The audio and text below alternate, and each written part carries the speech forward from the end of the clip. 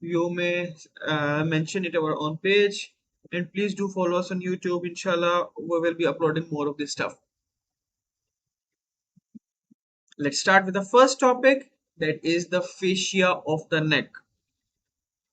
Okay, what are the fascias of the neck? Cervical fascia. Letting me be a little biased. I have been using this picture of Netter's Atlas for teaching the fascia. I'm very biased. I usually say that read whatever the atlas you uh, like and whichever one clicks to you. On this one, I'm very protective of it. Do open the books and open the Netter's Atlas and look at this picture. It has a beautiful color coding and it shows you where the different fascias present. Okay, so the fascias, these will be the two pictures I will be following in the slides, in the upcoming slides. Then there is this horizontal section. This horizontal section is taken at the level of thyroid gland and level of seventh vertebra. And then there is a picture in this sagittal section. So there is a fascia and the different color schemes. Inshallah, we will go through them one by one to break them down, and I hope so I will be able to make your things easier rather than difficult. Please let me know where you are not following me, where I'm losing track of you. Inshallah, I will try my level best to get back to you. The superficial fascia. On this particular picture, it is shown by the gray line that is surrounding the outside. Just below it, the skin is the gray line. This area, this is the superficial fascia. It is like the rest of the body. It is the fascia that is present between the skin and the deep fascia below. It is filled with loose connective tissue filled with fat. This is similar to all of the body where this fascia is present and the fat is deposited here. It is more defined in the trunk, in the abdominal region where it has membranous and fatty layer, but there is no such demarcation in the neck. Last week, you all had, I hope so, you have enjoyed your Eid al Azha. You must have seen a lot of animals being sacrificed and the skinning of the animals. The skin, the hide which is being pulled consists of the epidermis and dermis, and the fascia through which the plane is made, through which the butcher makes a plane to separate the skin from the rest of the body.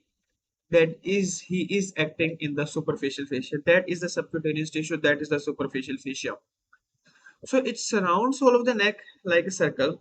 It contains fatty tissue, and as a person goes increases his weight, the fat deposits in the neck, and the neck may tend to go thicker due to the deposition of fat in the superficial fascia. It contains, interestingly enough, it contains an embedded muscle. We discussed it yesterday. That muscle is platysma. In this particular picture, it is shown by this gray line. This is the platysma muscle. We talked about it yesterday that it is very unique in this sense that it originates not from the muscles but from the deep fascia covering the thorax. The deep fascia in front of the back major, deep fascia on deltoid and back of the spinal scapula. And this fascia, apart from it, contains all the things that are usually present in the subcut tissue. What structures are present? These structures contain the cutaneous nerves, superficial veins, and the lymphatics, including some of the lymph nodes. So these are the similar headings as you have read in all of the other regions. So cutaneous nerves. Cutaneous nerves includes the four cutaneous nerves, all the same cutaneous nerve we did yesterday in the skin part of the neck lecture 1. There were four nerves around there were nerves on the back. That was the greater occipital nerve that was going all the way up to the um, occiput region, and then below there were segmental posterior rami of C2, while occipital there was C3, C4, C and so on the back region. In the front region there were four nerves all of these emerging from the posterior margin of the sternocleidomastoid. The one going upwards were greater auricular and lesser occipital. Greater auricular was in front of the ear, angle of the jaw, or lesser occipital was in the back of the ear. Transverse cutaneous was moving across and moving to the front of the neck, chin to sternum. This area is supplied by this, and supraclavicular nerves was moving downwards from the point of its emergence from the back of the sternocleidomastoid, and it was spreading like this to the front of the pectoralis major up to the second rib and the angle of Lewis, and back of the upper half of the deltoid and back to the spine of scapula. So it is almost the same region as we discussed about the origin of platysma. I discuss these regions in these nerves in the skin, but I will also discuss by the end of this lecture when we discuss the cervical plexus. Superficial veins. I'm just going through the names right now. How are these forms? What they join? What the veins are formed when the two of them join? What are the tributaries of each of the veins? We will discuss in tomorrow's lecture, inshallah, when our major focus will be the vessels. So just going through the nerves, it consists of posterior alveolar nerve, posterior division of retromandibular nerve, that is right here, posterior external jugular vein, transverse cervical, suprascapular, anterior jugular veins. You have seen the external jugular veins in the lecture yesterday. Inshallah, we will go through them also. Lymphoid nodes, just go through the names right now. Again, this is the topic of tomorrow's lecture. It contains the occipital and mastoid nodes. In the tip of the posterior triangle, we will go through that triangles today. And then there is a amount of fat. Deep fascia. Everything below this, everything beneath this is the deep fascia. In this particular picture, everything in color is the deep fascia. It supports the neck. All of the muscles are like, it is deep fascia, like all the deep fascia you have read till now. You have read about the fascia lata of thigh, you have read about the fascia covering the limbs, upper limbs, and so on. Just like that, this deep fascia is very tough, non-relenting, and it is circling the neck like a very non-elastic socks. It does not allow the neck to expand a below point. It keeps all of the muscles, it keeps all of the structures within the confined space. And because there are multiple layers, you can see in the red there is outer layer and the other colors, there are multiple layers. So it keeps the things limited to those areas. So this is prevertebral fascia in the orange shown. A pus hair will remain in this space unless and until the fascia is ruptured and allows it to come into the next space. So that is how the structures, the bleedings, the infections there remain compartmentalized. Not a natural function, but for the surgery's perspective, they gives the plane for dissection during the surgery. When you have to reach a particular structure, you tend not to go through the plane, you don't cut the planes unnecessarily, you remain between the fascia, you remain between the layers to reach the structures.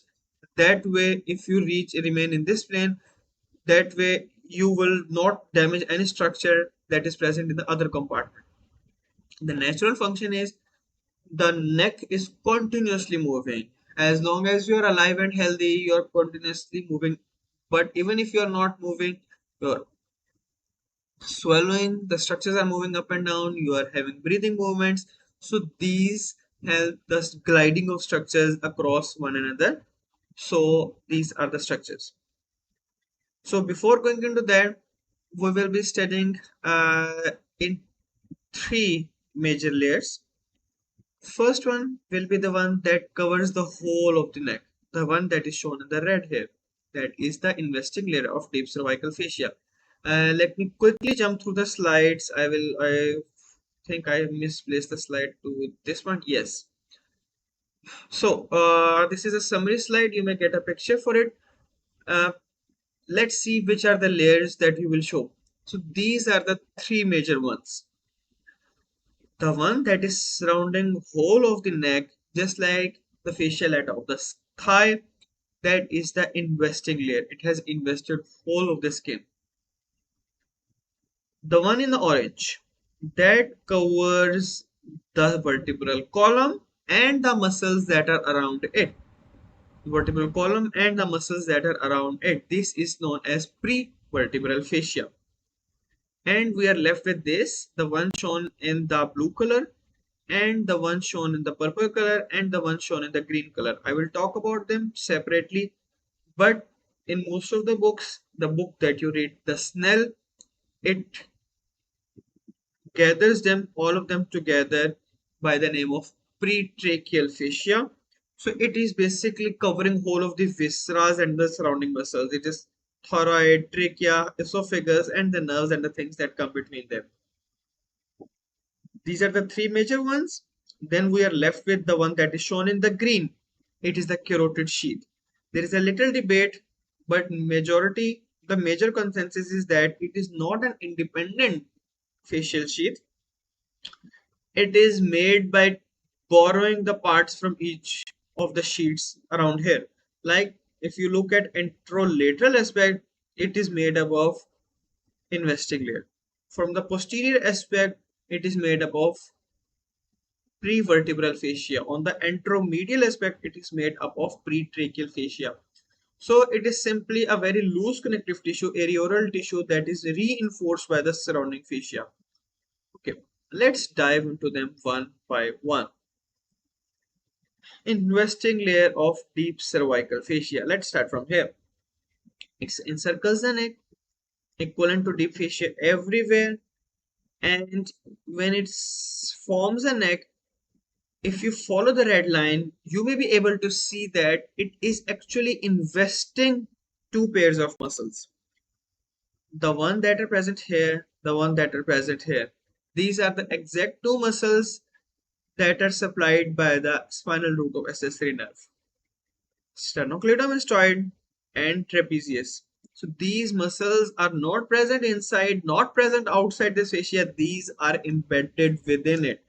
When we come to the anterior border of sternocleidomastoid, this fascia splits, and between the two slips is present the muscle. So it splits to cover this muscle, and this is a very, very important MCQ point. Very, very important questions. Which muscles is it surrounding? Then the similar question is about the glands. It is surrounding two salivary glands, the two larger ones, the parotid gland and submandibular gland. And let's talk about the attachments. It is attached. You in the first lecture of the neck yesterday, we discussed about the extents of the neck. On the upper end, we discussed the attachment right here, the ring that is formed by the neck. So these are the attachments of the upper end of the investing layer of deep cervical fascia. Start with an additional point, that is the hide bone right here. Then it is attached to the whole of the inferior border of mandible. From here, it jumps to the mandible mastoid process. It goes to the superior knuckle line, and it ends at the external occipital protuberance. So this is the upper attachment of the sleeve of the investing layer of deep fascia. You may notice if you move your finger from side to side, from the angle of the mandible to the mastoid, there is no bone. The fascia has to jump from this point to this point. When the fascia is jumping from the mandible all the way to the mastoid process, there it does not jump as a single fascia. It splits, and the two layers, the one that is nearer to the skin, superficial, it's called parotidomesenteric fascia. We will discuss more of it in the face region and the parotid region.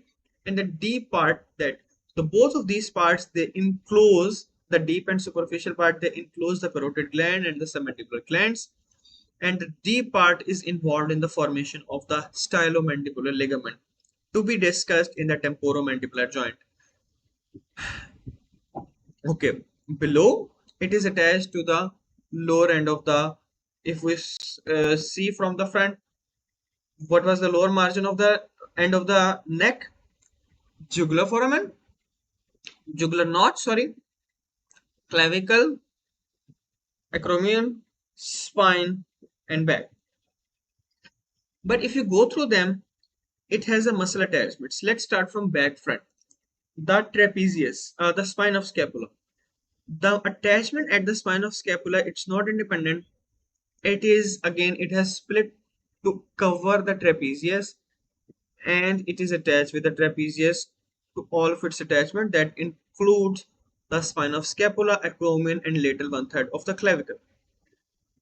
Then medial one third of the clavicle and manubrium is attaching with the that it is attaching with the this sternocleidomastoid muscle.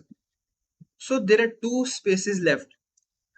The space between the two sternocleidomastoids, the jugular notch, and the middle one third of the clavicle. At the lateral one third of the clavicle, it has attached with the sternocleidomastoid, and the lateral one third it is attached with the trapezius.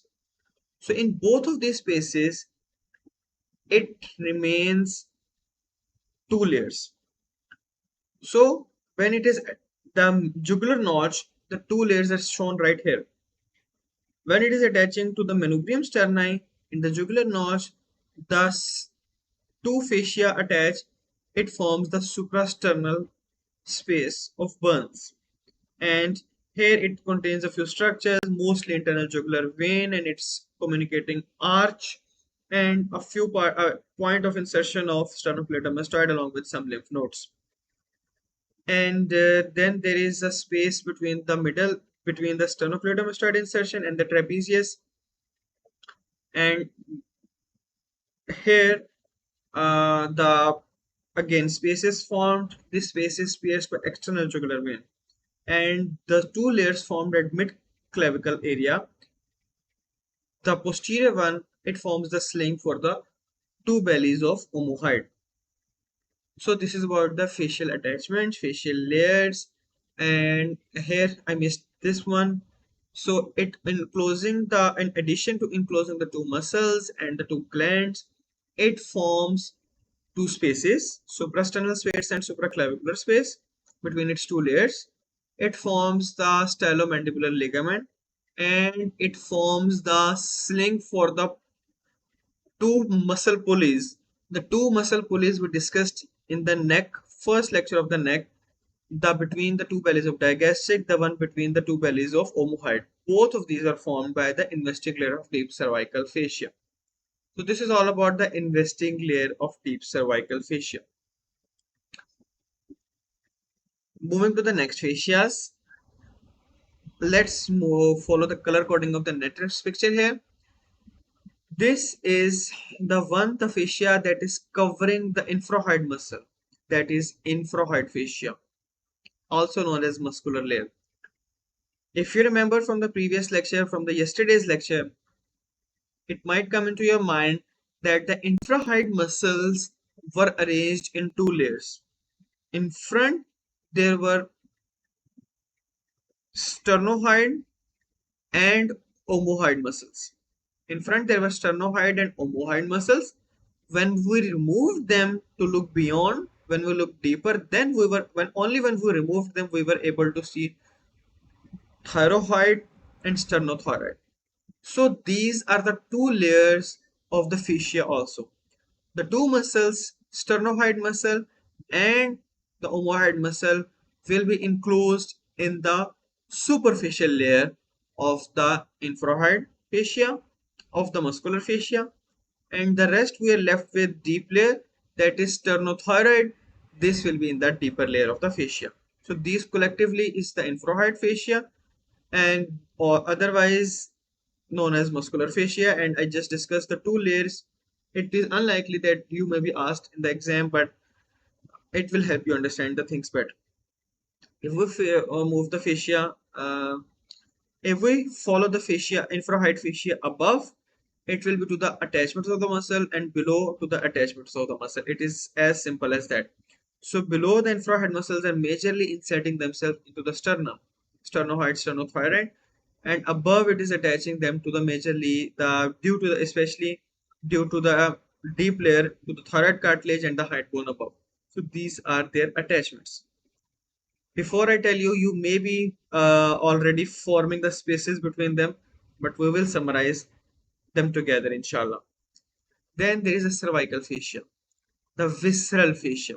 It is easier to discuss the muscular fascia and the visceral. Remember the visceral fascia. The viscera are covering all the visceras. The three of them are being shown here: thyroid, parathyroid, esophagus, and trachea. If we are talking about the lower aspects of the neck, we will say esophagus and trachea, and if we are talking about the higher aspects, we will be talking about larynx and pharynx. These are further splits into three parts. The one that is purely enclosing the thyroid, the one shown in the blue here, this is known as pretracheal fascia. This is known as a pretracheal fascia because ultimately it is in front of the trachea. As you can see, due to the nature of the thyroid gland is like this. It is enclosing, covering the larynx, covering the trachea below behind it. So it is like this. So it is covering the three aspects. We are left with covering only the back aspect. To cover the back aspect, our Allah Almighty has given us the buccopharyngeal fascia. This buccopharyngeal fascia. So now buccopharyngeal fascia along with the pretracheal fascia, it is now completely enclosing it. So buccopharyngeal fascia plus pretracheal fascia, they are together known as visceral fascia. I have gone into the detail because most of the atlas that you will view will be discussing it like this. However, most of the textbooks, because they don't want to overwhelm the student just like I have done right now, they mention all these by the pretracheal. In the Snell, most of you will be reading the Snell's reviews anatomy.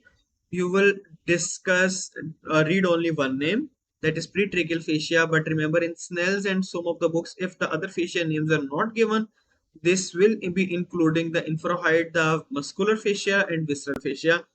That is where the uh, that is where the confusion arises. I've gone into detail because I have been asked by the students why the pretracheal fascia is covering the infrahyoid muscles, because when we are throwing a bigger umbrella in like then in Snell, the pretracheal fascia, it is including the muscular fascia and all the visceral fascia. So that is why there is a little confusion between the atlases and the text. So you must keep that in mind. So this is all about the pretracheal fascia, and especially when talking about the visceral layers, it will be along the viscerals, it will be along the vessels.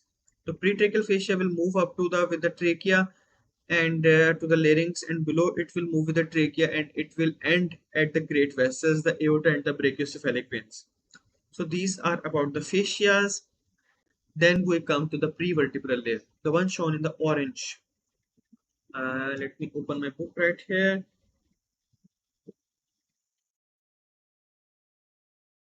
Yes. Okay. A prevertebral layer. Prevertebral layer. The name says it is pre-vertebra. It is in front of the vertebra. So again, there is a little confusion, but you must keep both of these things in mind. Simply speaking, it is covering the vertebral column, the muscles, it is surrounding the vertebral column and the muscles moving the vertebral column. So it is enclosing it and it moves like a tube throughout the length of the vertebral column, and it is including the ligaments of the vertebral column, the muscles, and the nerves and arteries that are present there, including all the spinal nerves that are exiting from the nerves that are part of this area. So you may see the labeling of the spinal nerve right here. So all of the spinal nerves are present here. If the spinal nerves are exiting from here, it means that initial parts of the plexi will be formed here, the brachial plexus and so on.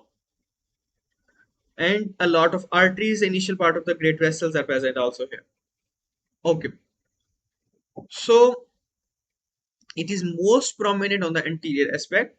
That is why in some books the explanation limits to this part, the one that is anterior to the prevertebral group of muscles, that is posterior to the viscera and pharynx. And as we move to the lateral aspect, it becomes thinner and thinner, and the back, it almost merges with the investing layer of deep cervical fascia, and it merges and you don't see it anymore almost. A very common question that is asked about the axillary sheath. As we said that spinal nerves are present right here, it forms the plexi, and when the plexi exits into the arm, it pulls this fascia along with it into the arm as the axillary fascia.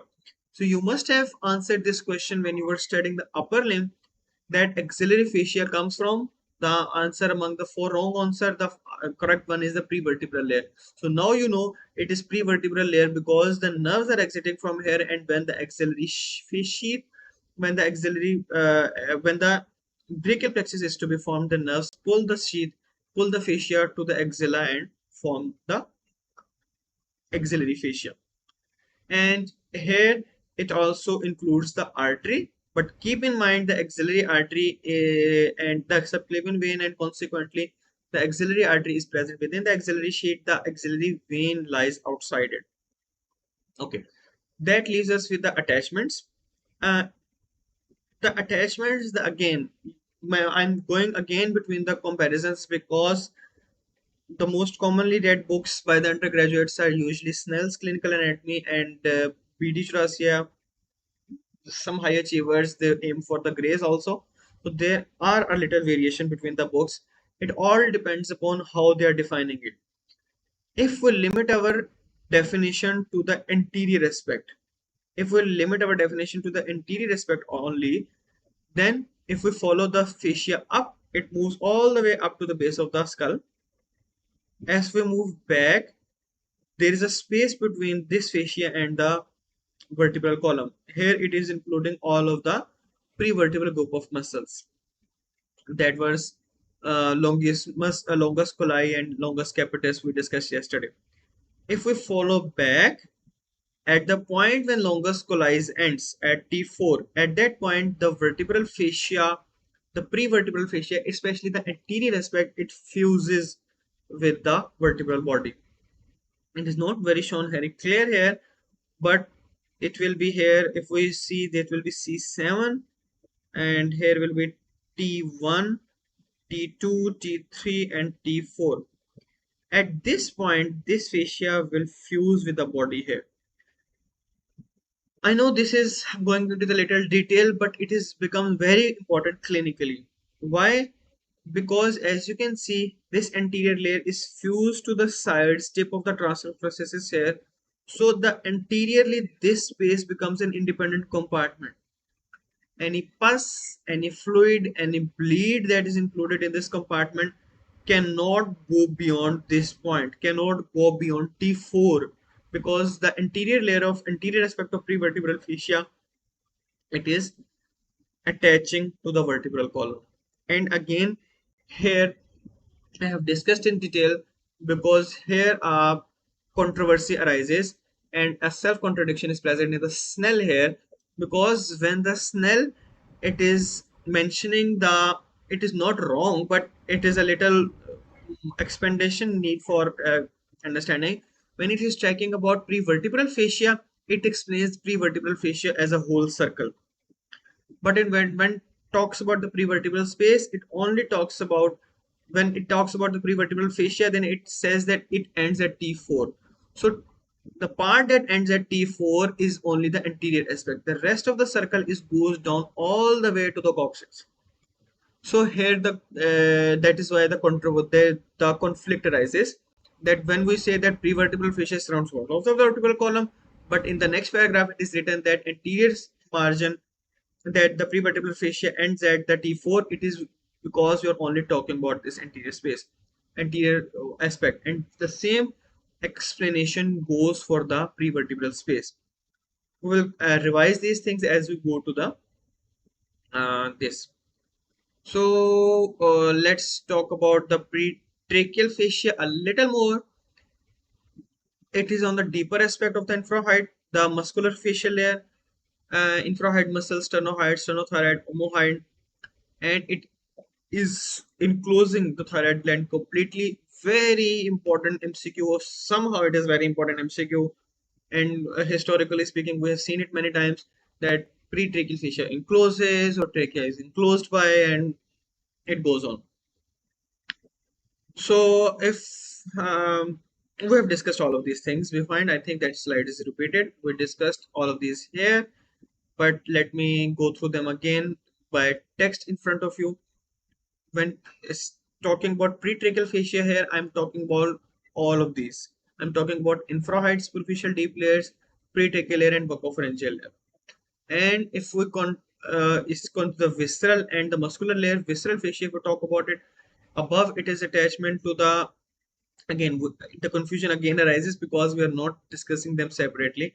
Above it is limited to the attachment of the muscles, that is majorly the thyroid cartilage. Below it is attached, the visceral component is attached to the this great vessels, and the muscular components that goes and attached to the this sternum. Laterally it is limited by this carotid sheath. Now, um, okay, let's wait for the spaces. I have, I'm just to give you at ease, prevertebral space, retropharyngeal space, we will be discussing the spaces shortly. So anything that is leaked into the space between the prevertebral space, pretracheal space.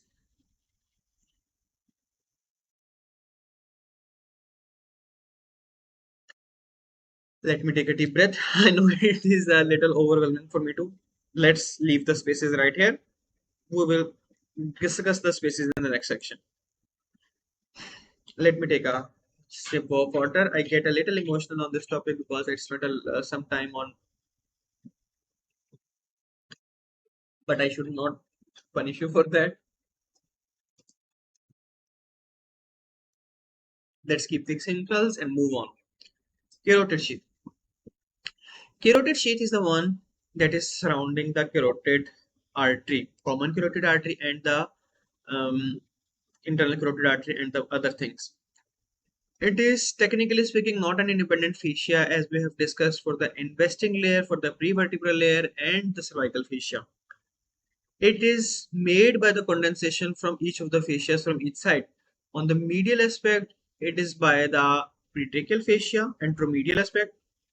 On the lateral aspect, anterolateral and lateral aspect, it is by this investing layer of deep cervical fascia.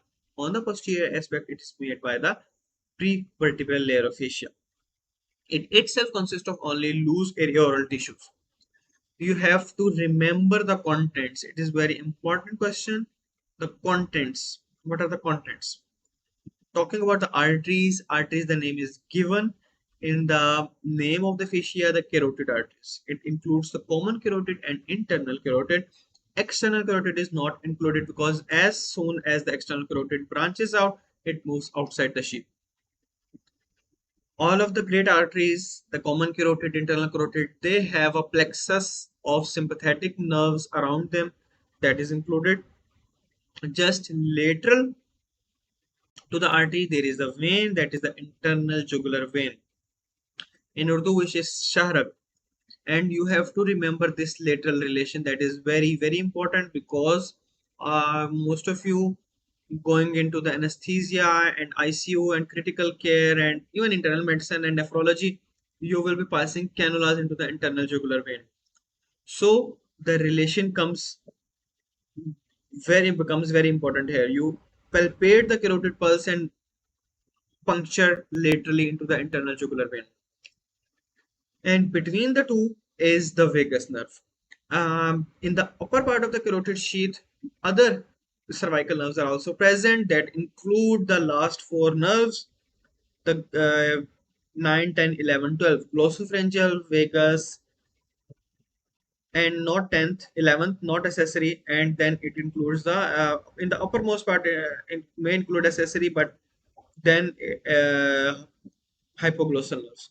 So as we move down the carotid sheath, they exit, but the vagus nerves remain throughout. So it is usually written in the contents. But you have to remember that in the upper aspects, last 4, 9, 10, 11, 12 is present. And there are some lymphatics, the deep cervical lymph nodes, and the carotid artery contains carotid sinus and carotid bodies, and the nerve supplying them, it's also present here. Attachment above and below.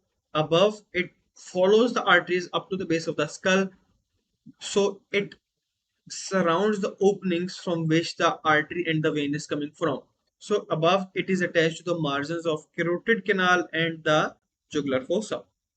And below, as moved down, it blends with the fascia of the great vessel that it is covering, that is majorly the aortic